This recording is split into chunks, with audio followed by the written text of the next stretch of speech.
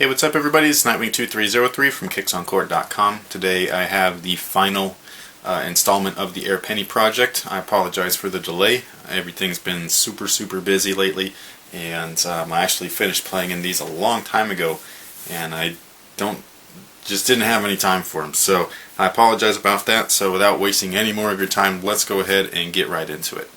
Alright, so the traction, as you can see, is a mixture between herringbone, which are along the heel and the lateral side, but the medial side has these large grooves here, and you know, from a front to back standpoint, this worked perfectly fine.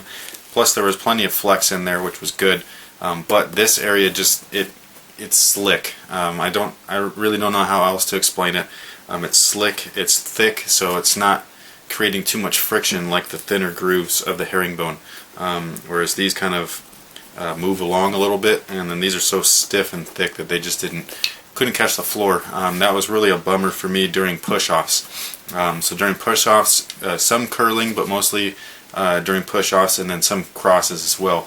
So if you're on your feet, you go one way and then bam, you catch it, and then you push off to the next. I was slipping like crazy along this part, and it was annoying as hell. So all of this area here was great. It's just that this was just the biggest bummer, and I couldn't break them in. It was like, it was pretty frustrating, to be perfectly honest, because I really love the way that this shoe looks, but the way that it performed overall wasn't too fantastic. Cushion is the same as the previous Air Pennies, where you have the Air Max heel unit and then you have the 4-foot zoom unit. The one main thing is that, well, first off, they've slimmed down the heel unit quite a bit from what they originally were, which is something that's an ongoing theme. I think the Air Penny 2 and 3 had the largest volume Air Max unit in the heel as far as their retros are concerned.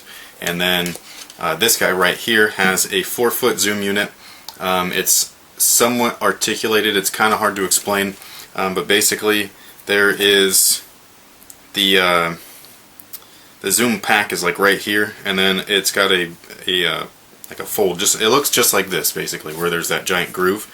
That way you have articulation, targeted zones, and then it also flexes with these giant flex grooves here so that the bag doesn't get ruined or flex funny underneath your foot and kind of like push into your foot.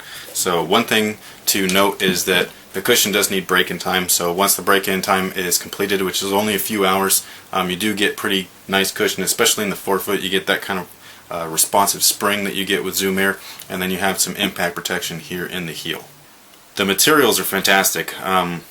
That's one of the things that I love about this shoe. I just love the clean look, you know, the simple lines and things like that, but the materials are just phenomenal. I don't know if you're going to be able to see this because my camera does weird stuff with white, but maybe I'll try to block some of the light, but the leather that they use, that tumbled leather, is just awesome. So I really liked it. It took like no time to break in, and it's not going to last you too long like a fuse would or synthetic, but for me personally, like, I just love it. I love 90s stuff, so you know, I grew up wearing leather sneakers, so this for me is like almost like my equivalent of comfort food, but for my feet. So but you know, that's just me. Some people prefer the synthetics and things like that. I personally prefer to have leathers and all of that stuff. So I thought the materials were great.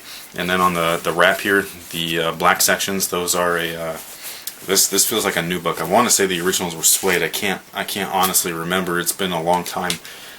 Certain colorways might have been suede, but this one here is a nubuck, and those are pretty much the only two materials that you have besides the inner boot in here, which is really hard to see, but it is a mesh boot.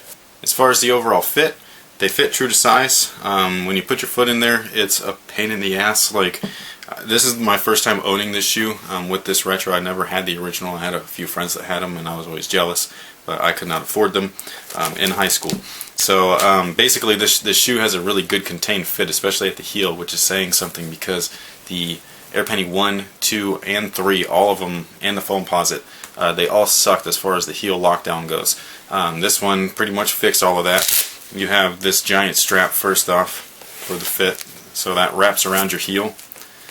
It goes through the tongue here, through the loop, and then you pull it back around. So it's just like that, kind of like a snake, and it's really keeping everything closed and contained in here, which is awesome.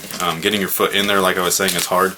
Not only because the lacing system is pretty narrow, you can loosen it up a bit, but still it's only doing that to the midfoot, and I don't need help with that. I need to get my foot in there first.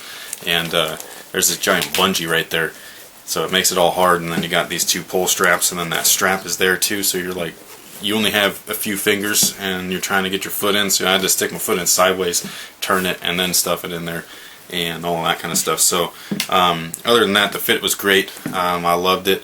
Once everything was laced up, it doesn't look very great, but when it's laced up, it really closes up everything and keeps it all contained, which was nice. So the materials were awesome. The fit is pretty good. The lockdown is way better than the previous models. So let's move on to the ventilation.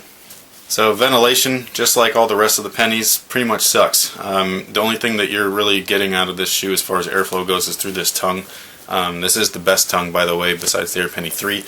These two, the Penny 3 and the Penny 4, had the mesh tongues.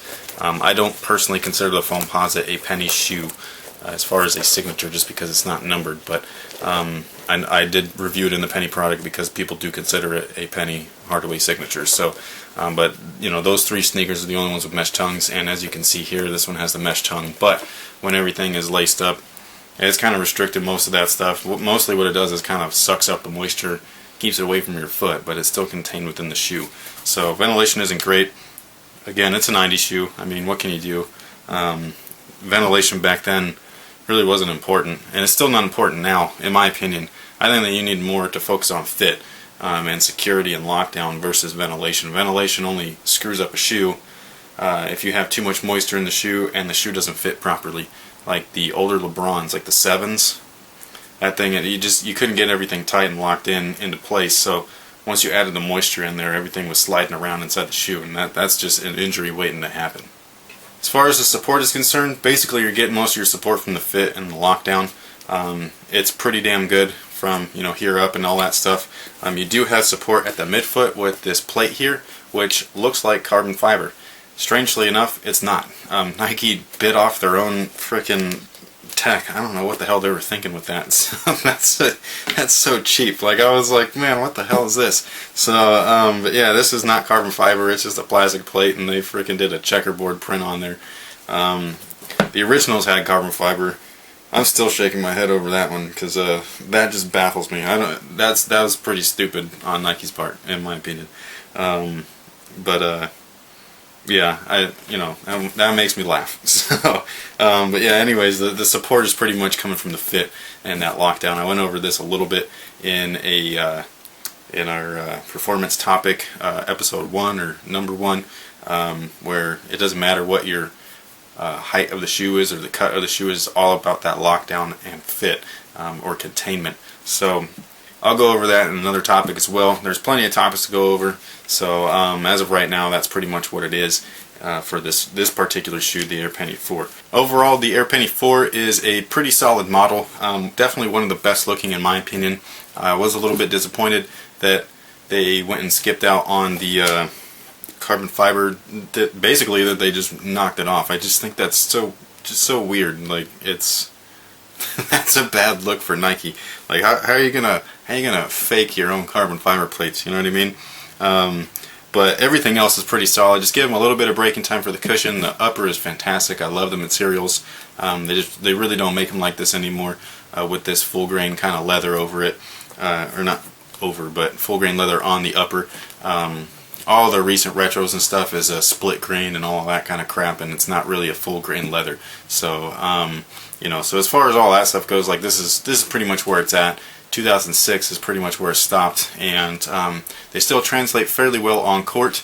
I did not like the traction, like I was saying, especially for point guard, quick moving, fast pace, changing directions rapidly and quickly. This area just didn't work out for me. It does look like it would work out for a rough surface outdoor court.